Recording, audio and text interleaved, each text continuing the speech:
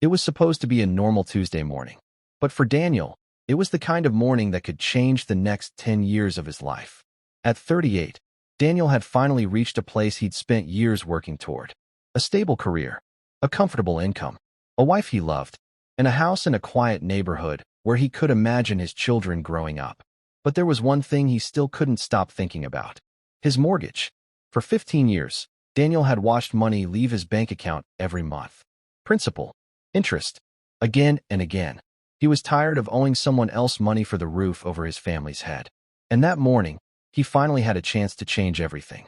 Sitting in his investment account was $100,000. Money he'd built slowly over the years. Bonuses, savings, investment gains, a few sacrifices nobody else noticed. Now he had a choice. He could put the $100,000 toward his mortgage, or he could invest it. Then Daniel called his friend Marcus. And Marcus had almost the exact same situation. Same age, similar income, similar mortgage, and almost exactly $100,000 available. But Marcus wanted to do the opposite. He wanted to invest every dollar. Daniel couldn't understand it. Why would you keep a mortgage when you have enough money to make a huge payment? Marcus smiled. Because I don't want my $100,000 trapped inside a house. Daniel frowned. And I don't want my money sitting in the market while I'm paying interest to the bank. Neither man was obviously wrong. And that's what made the decision so difficult. Daniel saw the mortgage as a burden. Marcus saw it as an opportunity cost. Daniel wanted certainty. Marcus wanted growth. But beneath their argument was a question millions of homeowners eventually face. What should you do with a large amount of money when you still have a mortgage? Pay off the debt, invest, or somehow do both? The internet has plenty of answers. Some people say, debt-free is the only way to build real wealth. Others say, if your investments can earn more than your mortgage rate, never pay off cheap debt.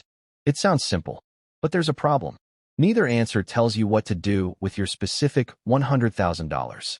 Because paying off a mortgage gives you something investing cannot promise: a guaranteed saving on future interest. But investing gives your money something the walls of your house cannot: the opportunity to compound. And that's where the real battle begins. Because every dollar Daniel puts into his house is a dollar that cannot be invested. And every dollar Marcus invests is a dollar he could have used to reduce his debt. They weren't simply choosing between two financial strategies. They were choosing between two different futures. So Daniel asked his financial advisor one final question. Which one makes me wealthier? The advisor didn't answer.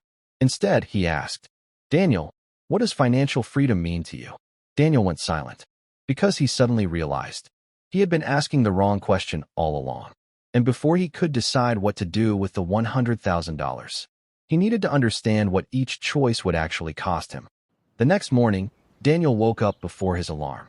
For a few minutes, he simply stared at the ceiling. The question from his advisor was still in his mind. What do you want the $100,000 to accomplish? He had expected the answer to be obvious. Build wealth, grow his money, get ahead. But the more he thought about it, the more he realized something. He didn't just want more money. He wanted less pressure. For 15 years, his mortgage had followed him everywhere. Every career decision, every unexpected expense, every month when the economy looked uncertain. There was always one number sitting quietly in the back of his mind: the amount he still owed on his house. And Daniel wasn't alone. For many homeowners, a mortgage isn't just a financial calculation. It's psychological. You can have a good income, a healthy investment account, and a beautiful home, yet still feel like something is unfinished. Because technically, you don't completely own the house yet. The bank still has a claim on it. And that's why the idea of paying off his mortgage felt so powerful. Imagine opening your banking app one morning and seeing no mortgage payment. Not smaller, not reduced, gone. No principal, no interest, just your house, paid for. That feeling doesn't appear on an investment spreadsheet, but it has value, real value. Because personal finance isn't only about maximizing returns. It's also about building a life you can actually sleep peacefully inside. Daniel's mortgage rate was 6%. Every dollar he used to reduce the balance would save him future interest at that rate. Unlike the stock market, that wasn't a prediction. It wasn't an average. It wasn't a promise someone on the internet could make. It was a guaranteed reduction in the interest he would otherwise owe. Daniel liked that. But then his wife asked him something. What happens after we pay it off? Daniel looked at her. What do you mean? If we put the entire $100,000 into the house, where is that money afterward? Daniel paused. It wouldn't disappear. It would become home equity. But home equity doesn't automatically pay for groceries. It doesn't cover an emergency simply because you own more of your house. And it doesn't automatically produce income. To access that money later, they might have to sell the house, refinance, or borrow against it. And suddenly, Daniel noticed something he'd overlooked. Liquidity. The same $100,000 could make him wealthier on paper, while making him less flexible in real life. That mattered, because emergencies don't care about your net worth. A job loss doesn't ask how much equity you have. A major home repair doesn't wait for you to refinance. And an unexpected family expense doesn't care that your mortgage balance has fallen. Daniel looked at his investment account again. The money was accessible. It could potentially grow. It could remain invested. Or it could be available if life suddenly demanded it. Paying the mortgage offered certainty. Investing offered possibility. And now Daniel understood why this decision was so difficult. Neither option was stupid. Neither option was automatically correct. One gave him peace of mind. The other gave him potential growth and flexibility. Then Daniel thought about Marcus. Marcus didn't fear the market the way Daniel did. If his investment account dropped dramatically, Marcus could remind himself that he was investing for the next 20 years. Daniel wasn't sure he could do that. If he watched $100,000 become $75,000, would he stay invested? Or would fear make him sell? That question mattered more than Daniel expected. Because a theoretical investment return means very little if you can't stay invested long enough to receive it. And that was something the simple advice online rarely mentioned. People loved saying, invest if your expected return is higher than your mortgage rate. Or, pay off your debt and sleep better. Simple answers. Easy headlines. Easy videos. But real life wasn't simple. Your mortgage rate matters. Your emergency savings matter. Your income stability matters. Your other debts matter. Your investment timeline matters. And your personality matters. Daniel finally understood that the decision wasn't really mortgage versus investing. It was, what does this $100,000 need to do for my life? He closed his notebook. He still didn't have the answer. But now he knew what he needed. Not another opinion. Not another financial guru. Not another argument. The math. Because if Daniel and Marcus could put the same $100,000 on two different paths and see what those paths could potentially become over 10 years, the answer might finally become clear. But there was one number they needed to examine first. The number that could completely change the decision. The mortgage rate. Because someone paying 3% is playing a very different game from someone paying 6%. And someone paying 8% may be playing an entirely different game again. Daniel picked up his phone. He called Marcus. I think we're looking at this the wrong way. Marcus asked, what do you mean? Daniel smiled. We need to stop arguing and run the numbers. The following Saturday, Daniel and Marcus met at the same coffee shop. This time, neither man wanted to win the argument. They wanted an answer. Marcus opened his laptop. Daniel opened his notebook. Let's run the numbers, Marcus said. Daniel nodded. His mortgage rate was 6%. So they started there. If Daniel used the entire $100,000 to reduce his mortgage, he would immediately lower the amount of debt on which he was paying interest. The benefit wasn't exciting. There was no stock chart, no dramatic investment story, no promise of becoming rich. But there was something powerful about it. Certainty. Paying down debt at 6% is roughly like earning a guaranteed 6% benefit from the interest you no longer have to pay. Although the exact mortgage savings depend on the loan's remaining term and amortization. Daniel liked that. Then Marcus turned the laptop around. What if you invested the same $100,000? Now the numbers became less certain. The stock market doesn't promise 6%. It doesn't promise 8%. And it certainly doesn't promise that your money will increase every year. But they decided to use an example. Suppose the investment earned an average 8% annually over 10 years. Again, that was only a hypothetical illustration, not a guarantee. At 8% compounded annually, $100,000 could grow to roughly $216,000 after 10 years. Daniel stared at the screen. That's more than double. Potentially, Marcus replied. Daniel smiled. You really like that word. Because it's important. Marcus was right. The investment could grow substantially.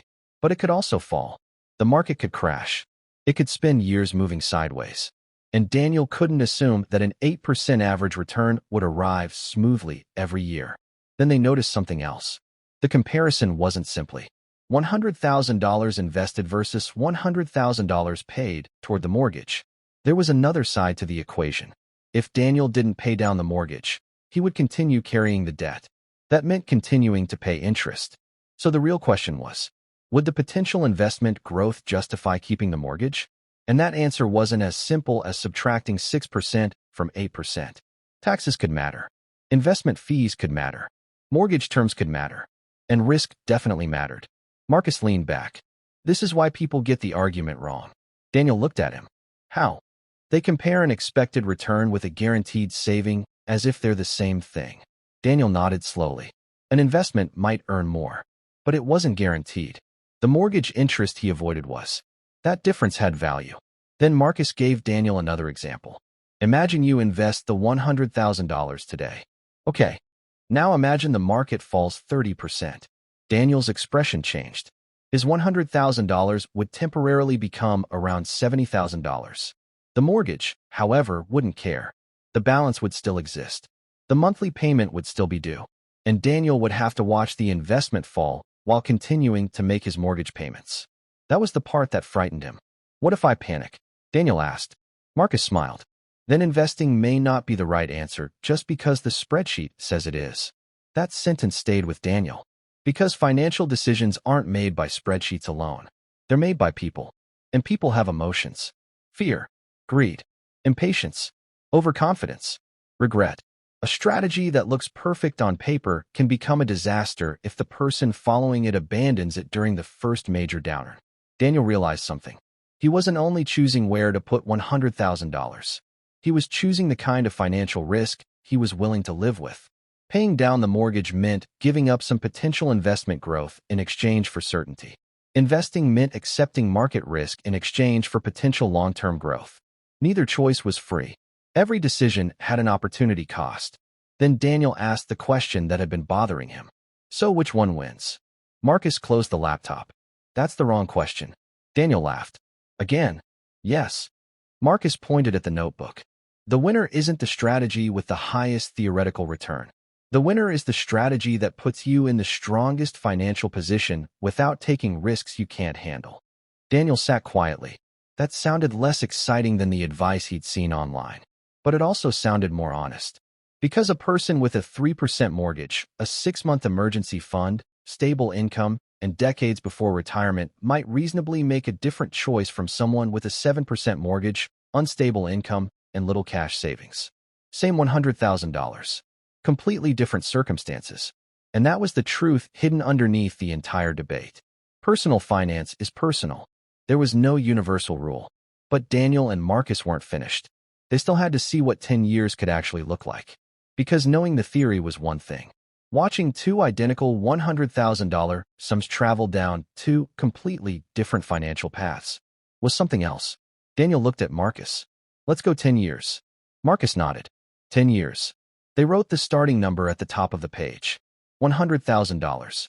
Then they drew a line down the middle. On one side, pay off the mortgage. On the other, invest. For the first time, Daniel could see the decision clearly.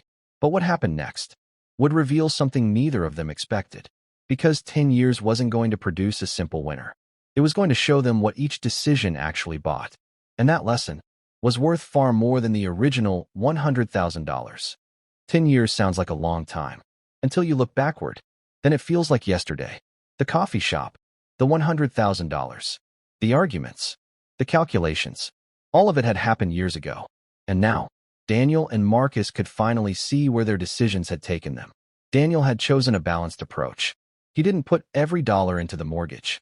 He kept an emergency fund. He continued investing. And he made additional payments toward his home whenever his finances allowed it. Marcus went further in the other direction.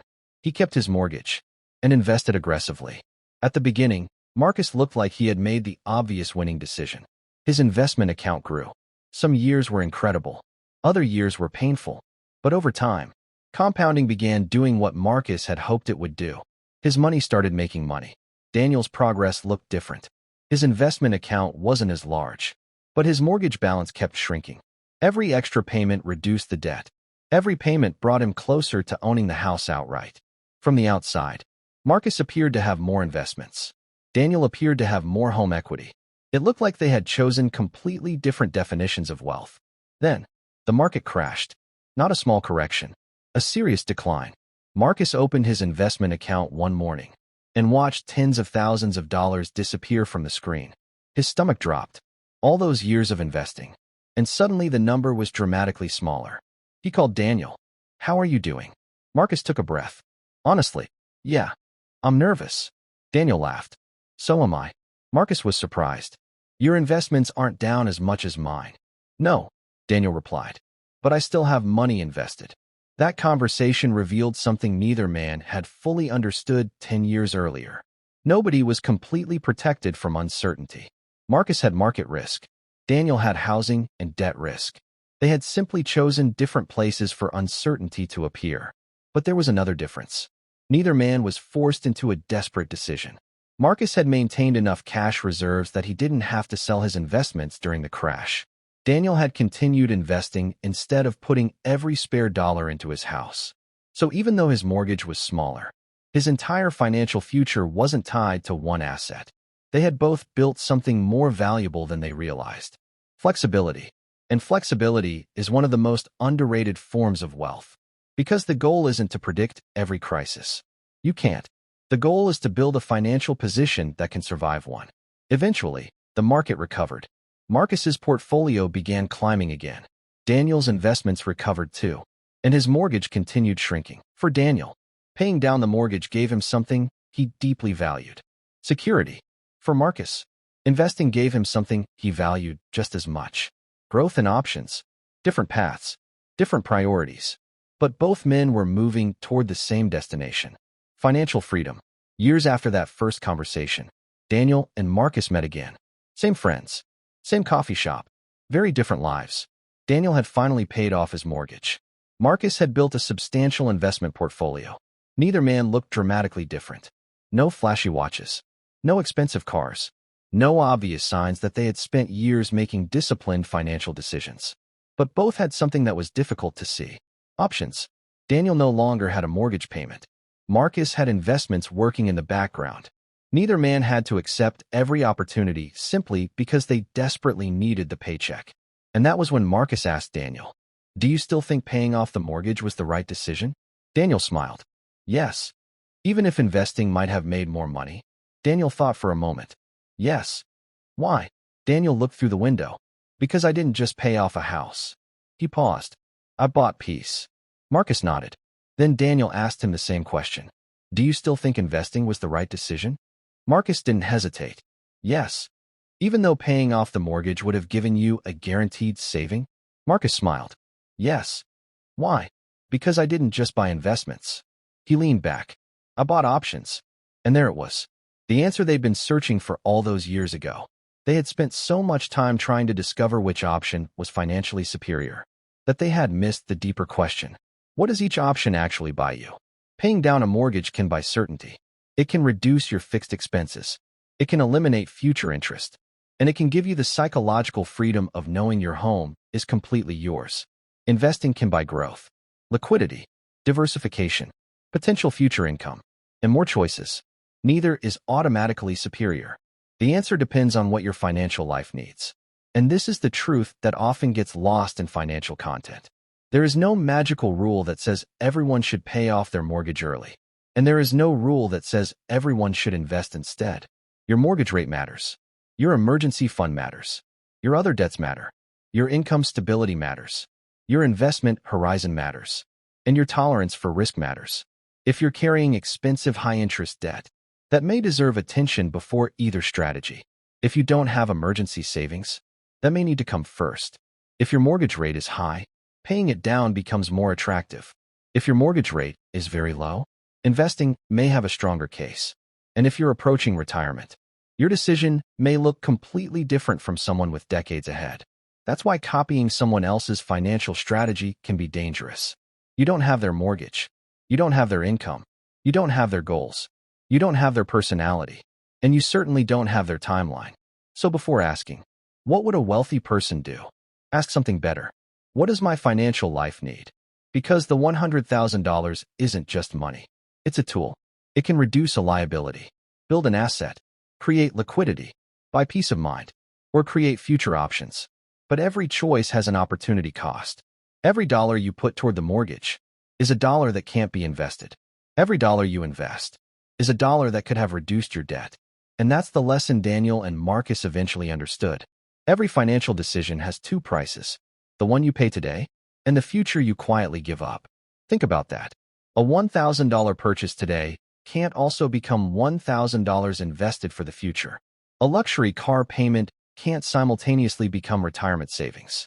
And $100,000 used in one place can't grow somewhere else at the same time. This is why wealthy thinking isn't simply asking, "Can I afford it?" A better question is, "What could this money become if I gave it enough time?" Because sometimes, the most expensive thing you buy isn't the thing with the biggest price tag. It's the opportunity you gave up to buy it. And that's why financial freedom isn't created by one perfect decision. It's created by thousands of reasonable decisions, made consistently, over a very long time. So if you suddenly received an extra $100,000 tomorrow, what would you do? Would you pay off your mortgage? Invest it? Split it between both? Or would you do something completely different? I want to hear your answer. Not the answer you think sounds intelligent. Your real answer. If you've already made this decision in your own life, tell us what you chose. And, more importantly, what happened afterward. Did paying off your mortgage give you the peace you expected? Did investing give you the growth you hoped for? Did you regret either decision? Or did you discover something you wish you'd known before making the choice?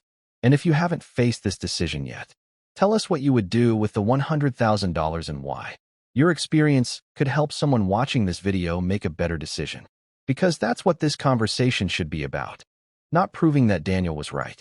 Not proving that Marcus was right. But learning from each other. Because the goal isn't to look wealthy. It isn't the biggest house, the newest car, or the largest investment account.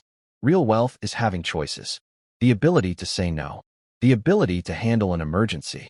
The ability to leave a bad situation. The ability to spend time with the people you love. And eventually, the ability to stop trading every hour of your life for money. So remember the question Daniel's advisor asked him. What do you want your money to accomplish? That question may be more important than the mortgage itself. Because whether you choose the mortgage, the market, or a combination of both, don't make the decision because a blogger said so. Don't make it because a book said so. Don't make it because some millionaire on a video told you there is only one correct answer. Run your numbers.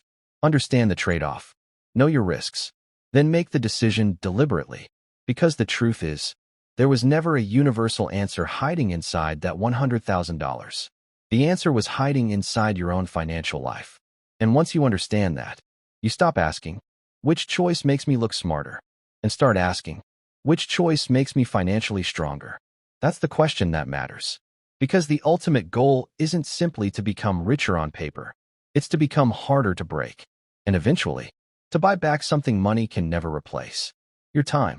So, what would you do with the $100,000? Pay off the mortgage, invest, or do both? Drop your answer in the comments. And if you've lived through this decision already, share your experience and the advice you would give someone facing it today. Someone reading your comment may be standing exactly where Daniel stood, with $100,000, two choices, and no idea which way to turn. Your experience might be the answer they're looking for.